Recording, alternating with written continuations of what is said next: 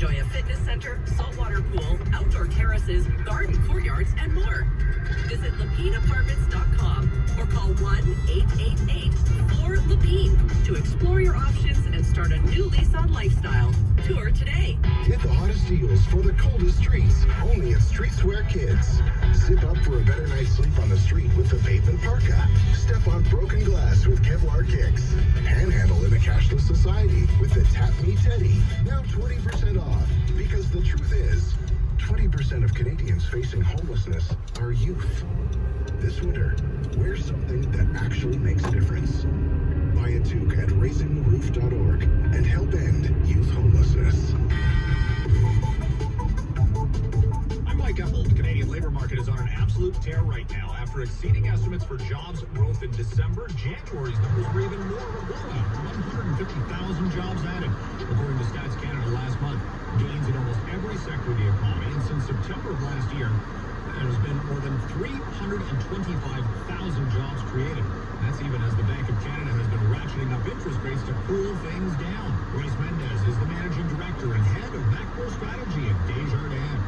It's an absolutely shocking number to see that the economy created 150,000 jobs in the month of January. But it's great news for those people who found a job. So there is some cause for celebration here. Of course, anyone holding debt right now is worried that the good news on hiring means that their interest rates could be headed even higher. The Bank of Canada has said that they're on pause as they're assessing the impacts of past rate hikes on the economy. But this is going to be a factor that leans in favor of a further move. Now, economists are putting a correlation on the surge in jobs to the record-breaking number of immigrants coming into Canada, filling a record number of jobs available. At the same time, however, a lot of headlines lately about job cuts in the tech sector. One thing we have to remember, though, is that it takes time for higher interest rates to work their way through the economy. Typically about 6 to 8 quarters. We're not even 4 quarters since the first 25 basis point rate hike all the way back in March 2022. So I think that it's possible past rate hikes still need time to work to cool economic activity, but it is still jarring for Bank of Canada officials to see such hot labor market growth at a time when interest rates are already quite elevated. That's Royce Mendez, managing director and head of macro strategy at Desjardins, at the City News Business Center. I'm Mike Apple. This is City News. CIWW 1310 AM in Ottawa. And CJET 1011 FM in Smiths Falls and the Valley. Hi, Eddie Figueroa here at Import Car Center. On our lot, looking at the remarkable selection of high-quality pre-owned vehicles. Folks, if you're in the market for a vehicle, you've got to come see me and walk the lot. You'll be amazed at the selection. From Tesla, BMW, Mercedes, Lexus, and Audis, to Hondas, Toyotas, Volkswagens, and Subarus, we have them all. Come experience the Import Car Center experience. It'll be fun, I promise. Import Car Center, 880 Maryville Road, and online at importcarcenter.com. Buildings should be designed for everyone, including the 1 in 5 Canadians living with a disability. Rick Hansen Foundation. The Google Home, it all works with the Sportsnet app. Go to sportsnet.ca/650 for news, podcasts, shows, and more. Follow us on Twitter at Sportsnet650 to be a part of the conversation. Radio's home of hockey, Sportsnet 650. City News 1130 Is CKWX AM Vancouver. Canada's #1 for breaking news.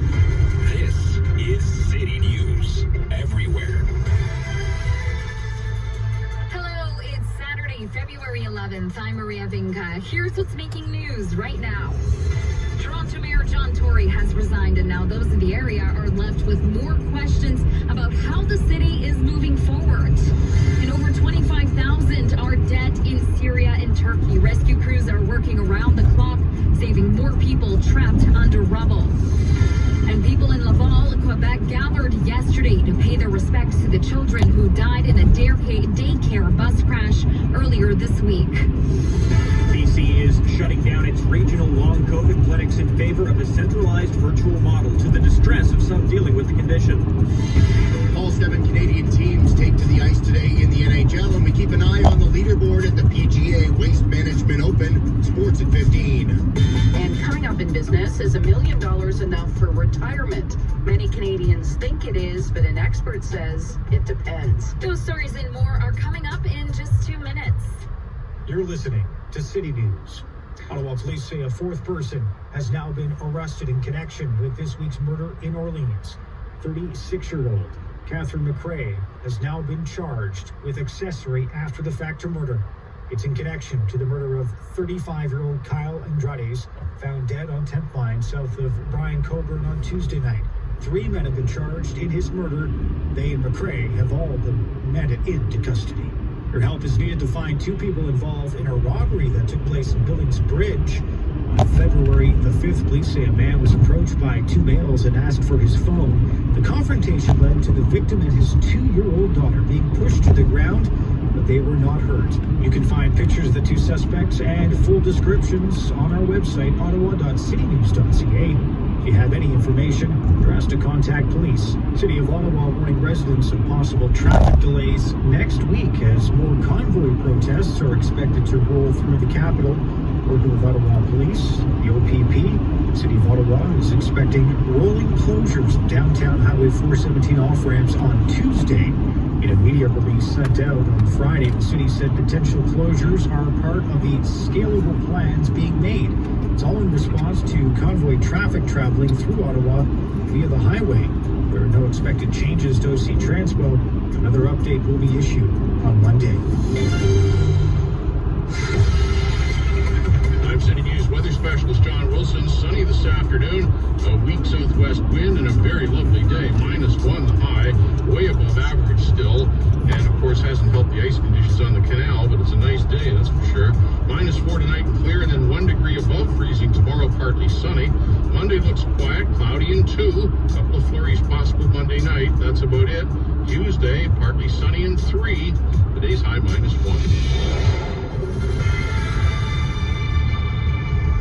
The mayor of Toronto, John Tory, will be walking away from the job after admitting to a relationship with a former staff employee. The announcement was made on Friday while he addressed the media. During the pandemic, I developed a relationship with an employee in my office in a way that did not meet the standards to which I hold myself as mayor and as a family man. The relationship ended by mutual consent earlier this year. During the course of our relationship some time ago, the employee decided to pursue employment outside City Hall and secured a job elsewhere. I recognize that permitting this relationship to develop is a serious error in judgment on my part. The name of the employer who is involved has not been released. So what's next for the city amid this shocking resignation? John Tory's departure creates a lot of questions, but what we know for sure is the next mayor of Toronto will be the current deputy mayor, Jennifer McKelvey. She takes over in the interim, but how long that lasts depends on how long it takes City Council to declare a by-election. Once that happens, that will trigger a nomination period followed by the election cycle, which could last over 3 months. So we could be going to the polls as early as late May, early June. Councillor Mike Cole tells me he wants it to happen as fast as possible because the city is facing the type of issues he's never seen before in his lengthy political career. I've never seen so many dangerous things thrown at the city of Toronto in all my years that I've been involved in the city and the province. It is really the unknown we're getting into here. And again, it's going to take a real super person to steady things down and get through this really unprecedented uncertainty. It really is uncertainty given what's happening here. With John Tory gone, he says he's very concerned about what's happening in the even shorter term with the budget process being finalized this week. Roman Qureshi, City News. A commemorative mass was held in Laval, Quebec for the daycare bus attack victims. All we can do is show our support, say some prayers for the children, all the children that were affected. It's heartbreaking. A commemorative mass held in honor of the victims of the daycare bus crash here in Laval, north of Montreal, Friday morning, 2 days after 2 4-year-olds were killed and 6 other children were injured. The mass held at the St. Rose de Lima Church in the small community where the tragedy occurred. 2 candles stood tall on the altar right by a teddy bear representing the 2 young victims, one of whom the pastor had a special connection to. Because it's me who baptized that little boy, and 3 years after he's dead. What I can say. The only thing that I can do is offer him to God. In Laval, Alicia Rubertucci, City News. Rescue workers in Turkey have recovered a family of 5 who survived inside of their collapsed home for 5 days following a major earthquake in a sprawling border region of Turkey and Syria.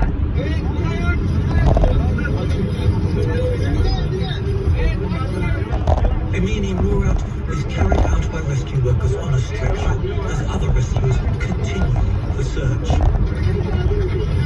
Rescues on Saturday have also pulled 5 members of a single family, the Aslans, alive from the wreckage of their home in the hard-hit town of Nurdag in Gaziantep province 129 hours after the quake.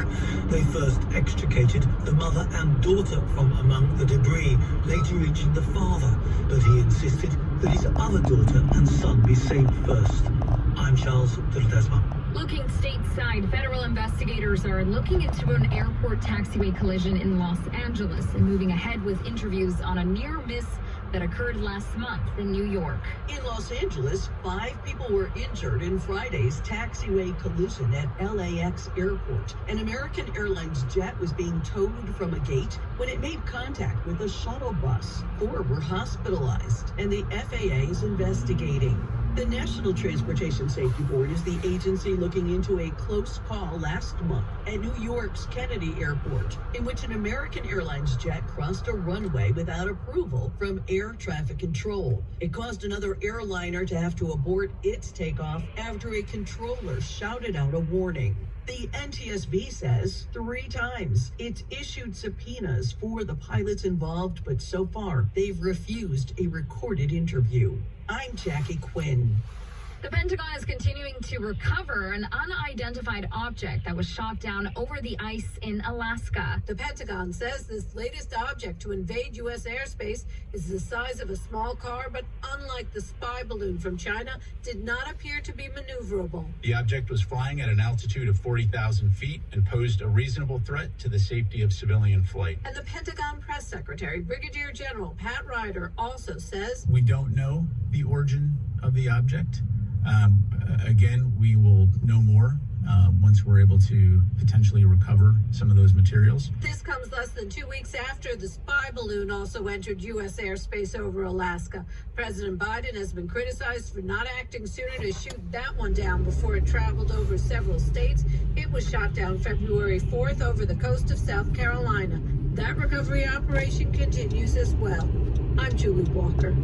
In British Columbia, people suffering from long COVID in BC are speaking out about the government's plan to shut down specialized regional clinics. Our Mark McMahon is hearing their concerns as they ask the province to reconsider the plan to switch to a virtual model next month. Before contracting COVID a year ago, retired nurse Heather Nayrod of Delta lived an active life. In her mid-60s, she skied cross-country, swam regularly, and walked the dog. Now she finds herself perpetually exhausted and is dismayed at BC's decision to scrap regional clinics in favor of virtual-only support. Cognitively, if I'm on the phone or I'm watching TV, that makes it, I'm just listening to an audiobook prior to this, and the audiobook, I had to turn it off because it's just too much for me right now. Lorraine Graves lives in Richmond and contracted COVID in 2020. She now suffers from a range of symptoms, including breathing problems and a major drop-off in energy levels. I've gone from being a vital participant in life, running with the wind in my hair, to a little old lady who sits and watches the world go by. And that's not my nature. In a statement, the Provincial Health Services Authority says the majority of patients already choose virtual care, and says this decision was made following a survey of patients. But for multiple people City News spoke with, they feel this approach leaves them without the specialized in-person care they say they need. Martin McMahon, City News. Mayor Jyoti Gondek says Calgary's recently passed street harassment bylaw is going to be used to try and shut down protests against drag performers. Gondek said that she was saddened and frustrated when she heard Chinook Blasts postponed 2 all-ages drag events set for this weekend. This because they were concerned about safety